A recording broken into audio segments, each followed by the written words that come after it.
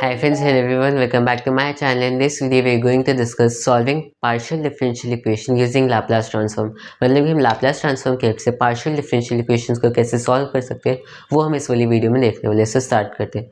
अब इससे पहले हम Laplace transform की एक शॉर्ट समरी देख लेते हैं तो कि लाप्लास ट्रांसफॉर्म होता है। लाप्लास ट्रांसफॉर्म ये हमने प्रीवियस वीडियो में डिस्कस किया था जिसमें हमने ऑर्डिनरी डिफरेंशियल इक्वेशंस को लाप्लास ट्रांसफॉर्म की हेल्प से सॉल्व किया था।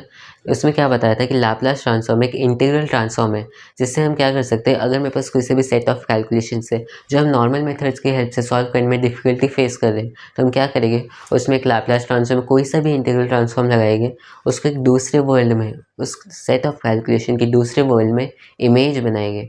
तो जो मेरे पास दूसरी सेट ऑफ कैलकुलेशन आई, उस प्रीवियस कैलकुलेशन की जो मेरे पास इमेज कैलकुलेशन आई, अगर वो सॉल्व करने में इजी है तो मैं उसका रिजल्ट फाइंड आउट करूँगा, उसका आंसर फाइंड आउट करूँगा, फिर उस आंसर पे इन्वर्स ट्रांसफॉर्म लगाकर उसे रियल वर्ल्ड में लाया जाएगा।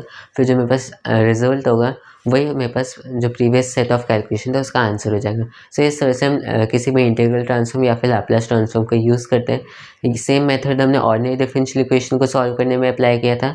इस बार हम पार्शियल डिफरेंशियल इक्वेशन को सॉल्व करेंगे यूजिंग लाप्लास ट्रांसफॉर्म। से स्टार्ट करते हैं। अब लाप्लास ट्रांसफॉर्म होता क्या है, अगर मेरे पास कोई सा भी फंक्शन है उसका मुझे लाप्लास ट्रांसफॉर्म फाइंड आउट करना है तो हम क्या करेंगे, उस फंक्शन में e⁻s - t मल्टीप्लाई कर देगा और उसका integration with respect to t from 0 to infinity. अब s क्या है, s जो है इस इंटीग्रल के रिस्पेक्ट में हम उसे एज अ कांस्टेंट ट्रीट करेंगे। तो ये था कि लाप्लास ट्रांसफॉर्म की डेफिनेशन क्या है। अब इसकी कुछ प्रॉपर्टीज़ देख लेते हैं। लाप्लास ट्रांसफॉर्म वन का लाप्लास ट्रांसफॉर्म 1/s हो जाएगा क्योंकि 1 को हम e⁻0 लिख सकते हैं। लाप्लास ट्रांसफॉर्म e⁻at हो जाएगा 1/s - a। Laplace transform sin at a/s² plus a²। Laplace transform of cos at अगर गिवन हो तो फिर s/s² plus at। Laplace transform of t⁻n, इसमें क्या करेंगे, n का factorial, n factorial divide by s⁻n+1।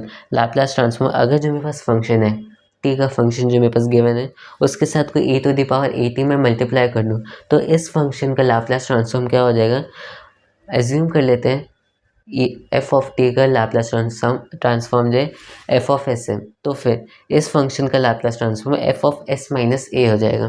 फिर अगर मैं उस फंक्शन के अंदर उस फंक्शन का जो वेरिएबल है उसमें एक स्केलर मल्टीप्लाई कर दूँ तो इस जो न्यू फंक्शन बना है इस फंक्शन का लाप्लास ट्रांसफॉर्म जो है 1/mod of F of S divide by A के बराबर होगा। लाप्लास ट्रांसफॉर्म अगर मेरे पास कोई इंटीग्रल गिवन है from 0 to t F of T D T, अगर इस टाइप से मेरे पास कोई इंटीग्रल गिवन है तो इसका Laplace transform will be equals to 1/s F of S. यहाँ पे एफ ऑफ एस जो है जो प्रीवियस फंक्शन था एफ ऑफ टी उसके लाप्लास ट्रांसफॉर्म के बराबर है। अगर मैं नॉर्मल जो मेरे पास एफ ऑफ टी फंक्शन था उसके साथ में 1/t मल्टीप्लाई कर देते तो इस चीज़ का Laplace transform will be equals to integration from 0 to integration of F of S जो मेरे पास लाप्लास ट्रांसफॉर्म ऑफ टी है उसका integration with respect to S from S to infinity. So ये कुछ प्रॉपर्टीज थी लाप्लास ट्रांसफॉर्म की definition क्या होती है और किस तरह से हम लाप्लास ट्रांसफॉर्म या कोई से भी इंटीग्रल ट्रांसफॉर्म को यूज़ करते हैं। तो ये था short summary of Laplace transform. Main चीज़ पे चलते हैं। तो ये सब हमने देखा कि लाप्लास ट्रांसफॉर्म क्या होता है, उसकी हमने एक शॉर्ट समरी देख ली है। अब नेक्स्ट चलते हैं कि लाप्लास ट्रांसफॉर्म को हम कैसे यूज़ कर सकते हैं पार्शियल डिफरेंशियल इक्वेशन सॉल्व करने में। इसमें लाप्लास ट्रांसफॉर्म की बहुत ज़्यादा इंपॉर्टेंट प्रॉपर्टी यूज़ होती है वो हम देख लेते हैं। पहले मैं डिफाइन कर देता हूँ एक फंक्शन u जो x और t का फंक्शन है, x का भी फंक्शन है और t का भी फंक्शन है। तो फिर इस प्रॉपर्टी के हिसाब से हम जो है partial differentiation of u with respect to x, double partial differentiation of u with respect to x, partial differentiation of t with respect to partial differentiation of u with respect to t, double partial differentiation of u with respect to t, इन सारी चीज़ों को, इनके Laplace transform को हम partial differentiation नहीं, इन सारे Laplace को लाप्लास ऑफ u के रिस्पेक्ट में लिख सकते हैं। मैं अभी एक नोटेशन लिख देता हूँ, लाप्लास ट्रांसफॉर्म ऑफ u को मैं u बार से डिनोट करूँगा। तो अगर मुझे इसका लाप्लास ट्रांसफॉर्म करना है, partial differentiation of u with respect to x, अगर मुझे इसका लाप्लास ट्रांसफॉर्म करना है so that will be equal to partial differentiation of U bar with respect to X. अगर मैं इसका लाप्लास ट्रांसफॉर्म करूँ that will be equal to double partial differentiation of U bar with respect to X square. अगर मुझे इसका करना है तो क्या होगा, तो अभी हमने देखा कि अगर x के रिस्पेक्ट में पार्शियल डिफरेंशिएशन कर रहे होगे, उसका लाप्लास ट्रांसफॉर्म कर रहे होगे, तो फिर लाप्लास ट्रांसफॉर्म अंदर चले जाएगा। Partial differentiation of u with respect to x की जगह u की जगह u बार आ जाएगा, ठीक है। लेकिन अगर t के रिस्पेक्ट में पार्शियल डिफरेंशिएशन हो रहा होगा तो चीज़ें चेंज हो जाएगी। कैसे होगा, जब भी ये वाला सिनेरियो होगा तो इसमें हम क्या करेंगे, this will be equals to s into U bar minus u की वैल्यू एट x जहाँ पर t 0 है, ठीक है। अगर ये था फर्स्ट केस। सेकंड, जहाँ पर अगर डबल पार्शियल डिफरेंशिएशन हो रहा है with respect to t u का, तो फिर that will be equals to s square U bar minus s into U की वैल्यू जहाँ पर x ही रहेगा, t 0 हो जाएगा। फिर एक और टर्म ऐड होगी माइनस u का differentiation with respect to t, same x रहेगा और t की वैल्यू 0 हो जाएगी। सो ये कुछ नोटेशंस थी। इन चीज़ों को हम एक्सटेंड भी कर सकते हैं। अगर n टाइम्स पार्शियल डिफरेंशिएशन हो रहा है तो यहाँ पर जो लिख भी देता हूँ, अगर पार्शियल डिफरेंशिएशन n टाइम्स हो रहा है that will be equals to s to the power n u bar s to the power n minus 1, ये s to the power n minus 2, s to the power n minus 3, double partial differentiation respect to t और इसकी value 0, और ये आगे ऐसे continue होता जाएगा। सो ये कुछ प्रॉपर्टीज़ थी कहते हैं लाप्लास ट्रांसफॉर्म की, जिसे हम यूज़ कर सकते हैं पार्शियल डिफरेंशियल इक्वेशन सॉल्व करने में। क्या होगा, अगर x के रिस्पेक्ट में पार्शियल डिफरेंशिएशन हो रहा है तो लाप्लास ट्रांसफॉर्म को हम अंदर ले जा सकते हैं। अगर t के रिस्पेक्ट में पार्शियल डिफरेंशिएशन हो रहा है तो इनकी जो प्रॉपर्टीज़ होगी वो जो हमने ऑर्डिनरी डिफरेंशियल इक्वेशन को सॉल्व करने में लाप्लास ट्रांसफॉर्म की प्रॉपर्टीज़ यूज़ की थी, उनसे कुछ सिमिलर प्रॉपर्टीज़ ऐसी यहाँ पर बनती है। तो ये कुछ प्रॉपर्टीज़ थी जो हम यूज़ करेंगे पार्शियल डिफरेंशियल इक्वेशन को सॉल्व करने के लिए। अब नेक्स्ट और कुछ प्रॉपर्टीज़ देखते हैं। ये हमने देखा कि हम पार्शियल डिफरेंशियल इक्वेशन को कैसे सॉल्व कौन सी प्रॉपर्टीज़ हम इन्हें सॉल्व करने में यूज़ करेंगे, ठीक है। अब नेक्स्ट एक और इम्पॉर्टेंट प्रॉपर्टी होती है, वो होती है कॉन्वोल्यूशन थ्योरम। वो भी देख लेते हैं, कॉन्वोल्यूशन थ्योरम। अब इसमें क्या होगा, ये क्या कहता है कि अगर हम इन्वर्स लाप्लास ट्रांसफॉर्म कर रहे हैं f of s g of s का, जहाँ पर ये दोनों प्रोडक्ट में, दो फंक्शन प्रोडक्ट में हम इसका इन्वर्स लाप्लास ट्रांसफॉर्म करें, so that will be equals to inverse Laplace transform of f of s और इन्वर्स Laplace transform of g of s। हम दोनों को फाइंड आउट कर लेंगे। फिर क्या करना है, दोनों का कॉन्वोल्यूशन कर दो। तो इस तरह से हम इन्वर्स लाप्लास ट्रांसफॉर्म अगर दो फंक्शंस प्रोडक्ट में, तो हम दोनों को सेपरेट करके दोनों का अलग अलग inverse Laplace transform find out करेंगे, फिर दोनों का कॉन्वोल्यूशन कर देंगे। सो इस तरह से हम कर सकते हैं। अब कॉन्वोल्यूशन क्या होता है, जब भी हम दो फंक्शन का कॉन्वोल्यूशन करें तो that will be equals to, इसका मीनिंग क्या होता है, integration from 0 to t f of tau g of t minus D tau. तो इस तरह से कॉन्वोल्यूशन थ्योरम थी लाप्लास ट्रांसफॉर्म की, और कॉन्वोल्यूशन होता क्या है वो भी मैंने आपको बता दिया। तो अब चलते हैं कुछ एग्जांपल। तो ये सब हमने देखा कि कॉन्वोल्यूशन थ्योरम क्या होती है लाप्लास ट्रांसफॉर्म की, और बाकी कुछ इंपॉर्टेंट प्रॉपर्टीज़ जैसे हम यूज़ करेंगे पीडीई सॉल्व करने में। अब नेक्स्ट चलते हैं कुछ एग्जांपल्स की हेल्प से हम देखेंगे कि हम पीडीई को लाप्लास ट्रांसफॉर्म की हेल्प से कैसे सॉल्व कर सकते हैं। फर्स्ट एग्जाम्पल है, अगर मुझे गिवन है partial differentiation of u with respect to x, या फिर ऐसे लिख लो, क्वेश्चन क्या है, partial differentiation of u with respect to x minus partial differentiation of u with respect to t is equal to e to the power x given है। साथ में एक और चीज़ गिवन है कि u की वैल्यू एट x जहाँ पर t 0 है is equal to e to the power x। तो ये दो चीज़ें हमें गिवन है। अब मुझे इसको सॉल्व करने कैसे करेंगे, बोथ साइड्स लाप्लास ट्रांसफॉर्म देंगे। e to the power x का लाप्लास ट्रांसफॉर्म क्या होता है, 1/s - 1। अब इस चीज़ का लाप्लास ट्रांसफॉर्म देंगे कैसे, ये यहाँ पर पार्शियल डिफरेंशिएशन हो रहा है विथ रिस्पेक्ट टू एक्स, तो यहाँ पर क्या होगा, लाप्लास ट्रांसफॉर्म अंदर चले जाएगा, तो ये हो गया partial differentiation of Laplace of U with respect to X minus, अब ये क्या हो रहा है, partial differentiation of U with respect to T हो रहा है, तो यहाँ पर क्या होगा, इसकी सेपरेट आइडेंटिटी थी, वो क्या थी, S into U bar minus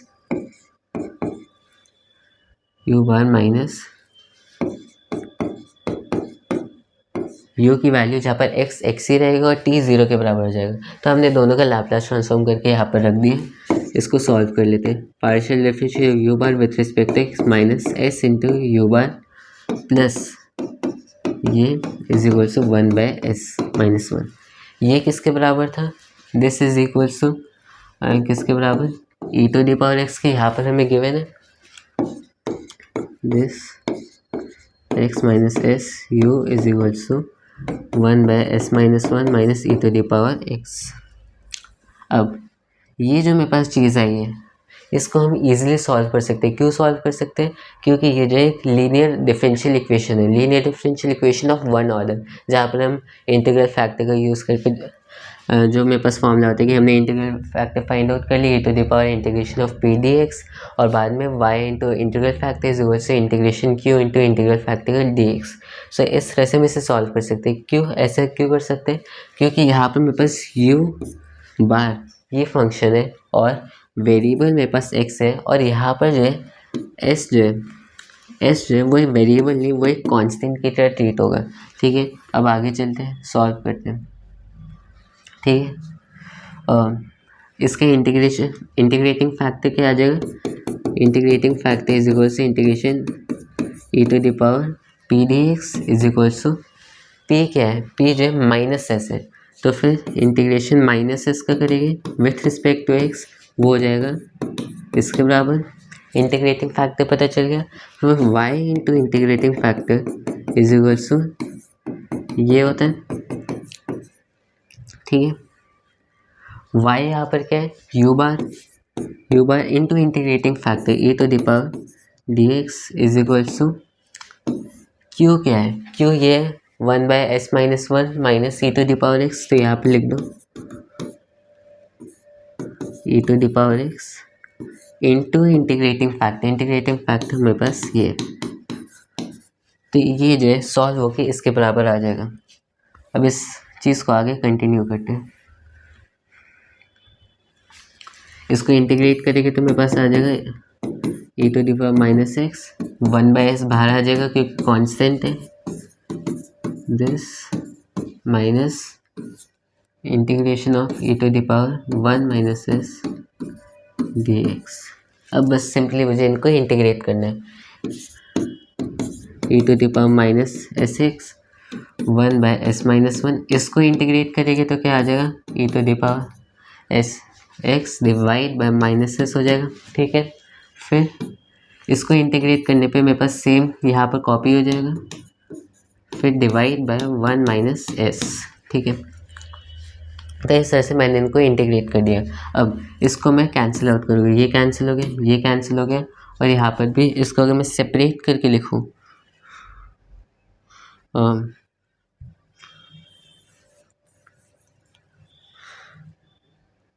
separate करके मैं कैसे लिख सकता हूँ, e to the power X into E to the power minus E X, और ये भी कैंसिल आउट हो जाएगा। ठीक है, तो मेरे पास पार्शियल डिफरेंशिएशन ऑफ यू, इसकी क्या वैल्यू है, this is equal to 1/s-1 minus S minus E to the power X 1-s। तो ये मेरे पास partial differentiation of U with partial नहीं क्या कहते हैं, लाप्लास ऑफ यू की वैल्यू आ गई इस तरह से। अब मुझे क्या करना पड़ेगा, ये किसके बराबर है, ये लाप्लास ऑफ यू है, लेकिन मुझे फाइंड आउट क्या करना है, मुझे यू फाइंड आउट करना है, तो मैं लाप्लास को दूसरी साइड ले जाऊँगा, वो हो जाएगा इन्वर्स लाप्लास। तो फिर इसको दूसरी साइड ले गए, तो यू इज इक्वल से इन्वर्स लाप्लास ट्रांसफॉर्म ऑफ इसका 1/- लिख लो s-1 माइनस, या फिर लिख लो plus e to the power X s-1, ये ऐसे हो जाएगा।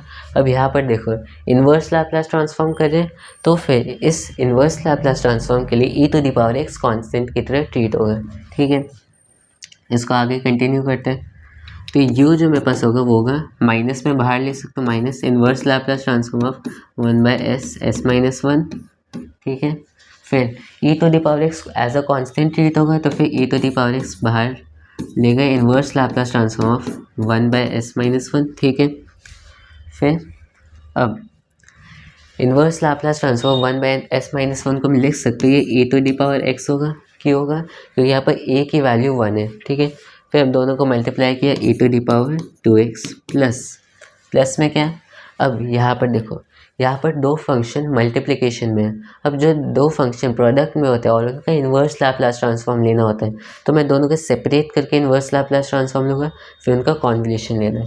दो फंक्शन कौन से प्रोडक्ट में, 1/s और 1/s-1, इसका इन्वर्स लैप्लास ट्रांसफॉर्म क्या होगा, 1, इसका inverse Laplace transform e to the power x, दोनों का कॉन्वोल्यूशन ले लो, वो मेरे पास आंसर हो जाएगा। तो मेरे पास जो u आया, अच्छा यहाँ पर एक मिस्टेक हो गई है, मिस्टेक ये है, इसको वापस करना पड़ेगा, इस पार्ट को, इसका इन्वर्स लैप्लास ट्रांसफॉर्म करेंगे तो e to the power t आएगा, ना कि e to the power x।